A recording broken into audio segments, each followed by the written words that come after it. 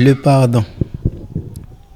Quand on pardonne quelqu'un, on ne tire plus vengeance de lui. On ne le maltraite plus. On ne lui fait pas payer son péché envers celui en qui il a péché. Donc, le pardon, c'est quelque chose que Dieu a demandé à tous ses disciples de pardonner les prochains, de se pardonner réciproquement. Et il est allé jusqu'à dire, si vous ne pardonnez pas aux hommes leurs offenses, votre Père Céleste ne vous pardonnera non plus. Mais si vous pardonnez aux hommes leurs péchés, votre Père Céleste va vous pardonner aussi. Parce qu'il n'y a pas d'homme qui n'a pas péché. Tout le monde est pécheur. Donc, c'est pourquoi il est nécessaire d'écouter la voix de Dieu et de respecter tout ce qu'il demande de faire les uns envers les autres. Ça donnera lieu à la paix et non à la guerre. Là où il y a le pardon, il n'y aura jamais la guerre dans cet endroit.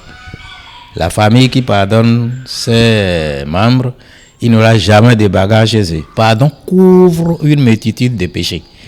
Ce n'est pas que Dieu oublie tout ce que les hommes font pour avoir envoyé son Fils unique nous représenter dans nos péchés et supporter nos péchés à la croix pour que nous maintenant nous ayons accès auprès de Dieu. Ce n'est pas pour rien qu'il a fait ça. Ce n'est pas qu'il ne reconnaît plus nos péchés, il sait, mais il ne veut pas nous punir à cause de nos péchés. C'est pourquoi il a puni Jésus-Christ à notre place. Et Jésus, qui a porté nos péchés à la croix, a demandé de se pardonner les uns les autres.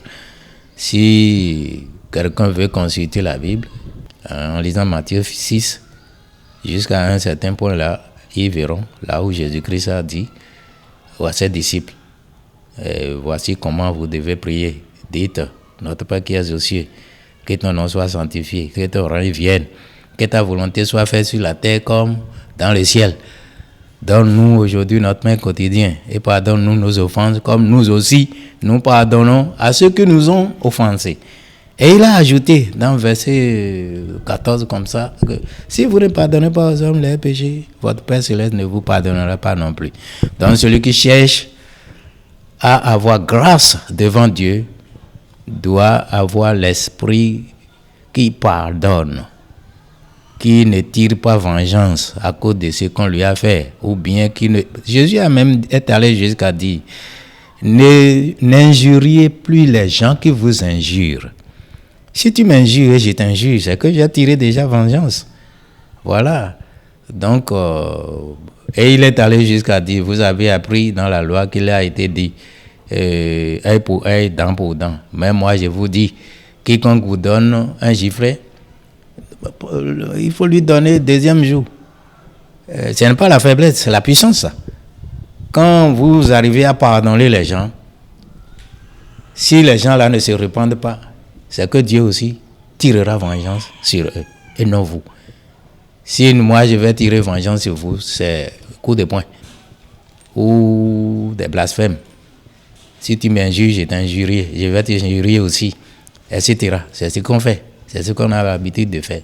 Bagarrer, je vais tirer l'épée, se charcuter les uns les autres, ou commencer par se tuer les uns les autres à coups de fusil et de grosses fusils. Donc mes amis, si nous voulons aimer Dieu, aimons d'abord les hommes que Dieu a créés à sa ressemblance. Et Dieu saura vraiment que nous l'aimons. Et que chacun de nous apprenne comment pardonner. Ce n'est pas qu'on oublie. Dieu nous a fait de manière qu'on n'oublie rien. Quand quelque chose entre, tout ce que nos yeux ont vu comme ça, jusqu'à la mort, on peut raconter l'histoire. Celui à qui on a pardonné, on peut répéter ses péchés même. Tout ce qu'il nous a fait, tout ce qu'il a dit. Bon, ça c'est pour lui faire honte, seulement. Mais quand on pardonne, on ne répète rien, on ne dit rien sur lui, on lui donne des bons conseils pour qu'il ne continue pas à pécher. S'il se repent, il aura grâce devant Dieu. S'il ne se repent pas, Dieu même tirera vengeance de lui. Principalement au dernier jour. le jour du jugement. Ça vient. C'est pourquoi tout chose bouleverse sur la terre comme ça. Ça vient. C'est pourquoi tous les signes dont Jésus a parlé et nous a enseigné et a publié dans Matthieu 24, on voit ça clairement aujourd'hui. Il n'y a aucune nation qui va dire que ça ne se passe pas chez lui. Donc, je dois dire à nos frères et sœurs et à toutes nos familles et à toutes nos églises que pardonner, l'ordre de pardonner vient de Dieu. Et Dieu d'abord a fait le premier pas en nous envoyant son Fils unique pour mourir à notre place, pour que nos péchés soient pardonnés. Et celui qui est allé à la croix nous représenter dans notre péché, pour que nous ayons la vie éternelle, nous a commandé de se pardonner les uns les autres. Et l'apôtre Jean a dit que celui qui ne pardonne pas et qui garde sa haine permanente pour tirer vengeance est un aveugle. Celui qui n'aime pas est un aveugle. Et un aveugle ne sait pas où il va. Il va tomber dans le trou. Et Jésus a d'ailleurs dit, si un aveugle conduit un aveugle, tous deux tomberont dans une fosse.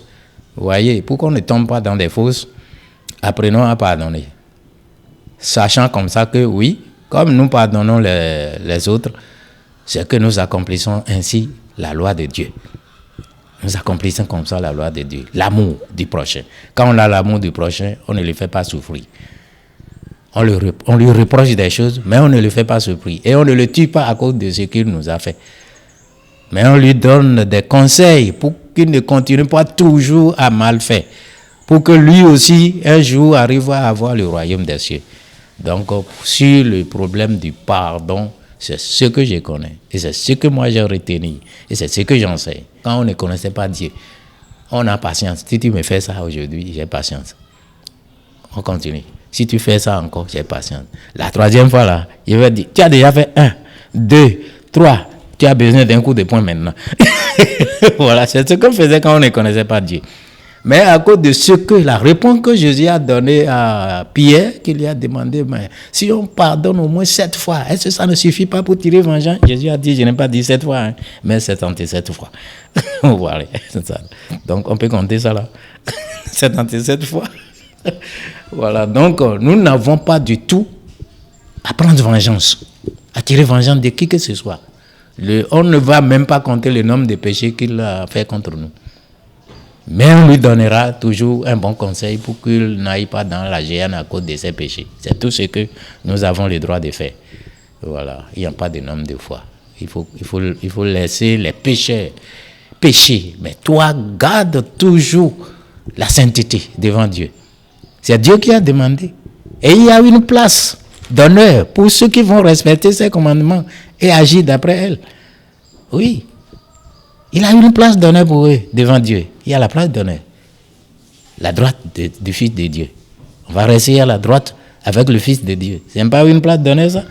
Grande place que tout le monde cherche ici aujourd'hui. Est réservée gratuitement à ceux qui vont respecter et honorer la parole de Dieu dans leur vie. Oubliez, il n'y a pas d'oubli chez l'homme. Chez Dieu aussi, il n'y a pas d'oubli. Même chez un fou. Le fou aussi retient des choses. Dieu nous a créés comme ça. Quand tu lui fais du bien, ça reste dans son cœur. Il va raconter à ses enfants. Maintenant, on raconte aussi ceux qui nous ont fait du mal à nos enfants avant. Mais maintenant, on ne fait plus. Parce qu'on ne sait pas dans quel esprit l'enfant va retenir notre parole contre la personne. On ne sait pas ce que lui prendra sera pour faire. Peut-être qu'il va tirer vengeance. Voilà. Donc c'est comme ça. Et on n'oublie pas, un homme n'oublie pas. Il n'y a personne qui oublie. On sait qu'il a fait mal, mais je ne peux pas tirer vengeance parce que Dieu m'a demandé de le pardonner. Pas m'appuyer pour ça, pour agir contre lui. Parce que Dieu a dit, donnez à boire à vos ennemis quand vous les voyez assoiffés. Et quand vous voyez qu'ils ont faim aussi, donnez-leur de la nourriture. Et quand ils sont nus, soyez les premiers à leur donner, à leur offrir de beaux vêtements à porter pour être aussi quelqu'un qui va sortir avec gloire. Quand l'Éternel nous a demandé tout ça, où est la place de tirer vengeance? Où est la place de garder ça pour faire quelque chose? On n'oublie pas. Mais on ne va pas prendre ça pour faire quelque chose. C'est ça que Dieu nous a demandé. C'est ça l'oubli, notre oubli. Ça est dans le cœur, mais on ne s'appuie pas sur ça pour agir contre la personne. Voilà. Au contraire, surmonter les mal par le bien. C'est ce que l'Écriture nous a appris. Surmonter les mal par quoi? Le bien. C'est-à-dire, le mal que la personne t'a fait, au lieu de lui faire de lui répéter les mêmes mots, c'est à toi maintenant de surmonter les mal par les biens. C'est-à-dire, à la place de ce qu'il t'a fait là, tu lui fais du bien. Et ça arrive des fois. Quand quelqu'un sait vraiment que tu as péché contre lui et que tu es dans un milieu où lui aussi doit bénéficier de certaines choses, quand il te voit là, il dit, ah, c'est mon ennemi là. Je lui ai fait une fois du mal. Lui, maintenant, il ne va pas penser mon bien. Bon, quand il arrive à ce que tu penses, tu vois son nom et que tu lui fais ce bien-là, qu'est-ce qu'il viendra te faire? Il viendra dire, je ne sais pas que tu peux agir comme ça avec moi. Je ne sais pas. La grâce que j'ai bénéficié à cause de l'histoire là, ah, vraiment, c'est Dieu qui va te rembourser ça. Parce que j'ai mal fait envers toi une fois. Et je pensais que tu allais profiter de cela dans certaines occasions, mais tu ne l'as pas fait.